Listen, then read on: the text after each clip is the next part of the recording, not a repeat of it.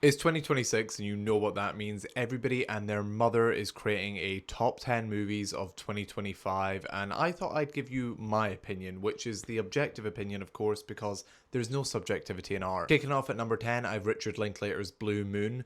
This blew me away when I saw it. I'm a massive fan of Richard Linklater dialogue. I kind of discovered that this year, and this just kept that trend going. I think the way he writes characters, and specifically when he's trying to interrogate a character, like we get with Heart in this movie, it's just a recipe for a delightful movie. At 9, I have Chloe Zhao's Hamnet, an absolute tour de force in atmospheric filmmaking. The way that she's able to weave her ethereal qualities as a person into this story is just magnificent. It features the best actress performance I've seen all year in Jessie Buckley. At number 8, I have The Brutalist. I saw this back in January and I've not been able to get my mind off of it really. Very few films come close to the word epic, but I think The Brutalist manages to eclipse that word even. The way that Brady Corbet is able to take us on this massive journey of this man's life and make it feel somehow tight and cohesive is nothing short of brilliant. At number 7, I have Sentimental Value. There's nothing flashy about this movie and I love it for that. It is just this deeply raw, familial story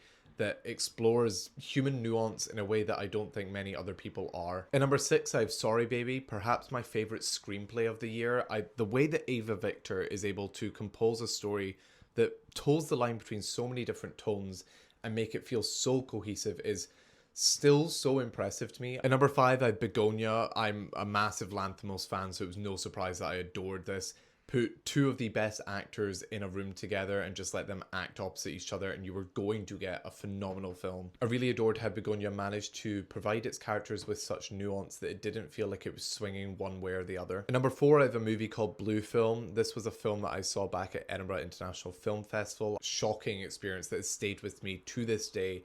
I've not stopped thinking about this movie. At number 3, I have A Real Pain. This is just a screenplay that has stuck with me since I saw it. Literally, I think the second week in January. I love Jesse Eisenberg as an actor. I get a lot out of him, but I think the way he writes just really scratches an itch. At number 2, I have Marty Supreme. Perhaps this is recency bias since I literally saw it a few days ago, but this was incredible. It was a propulsive electric film that just had me like gnawing at the screen basically the entire time. But my number 1, like a lot of people, is One Battle After Another. I binged all of PTA's filmography this year and this was like the cherry on top. This film is absolutely phenomenal. The way that he's able to blend social commentary with a propulsive blockbuster like this is just nothing short of incredible.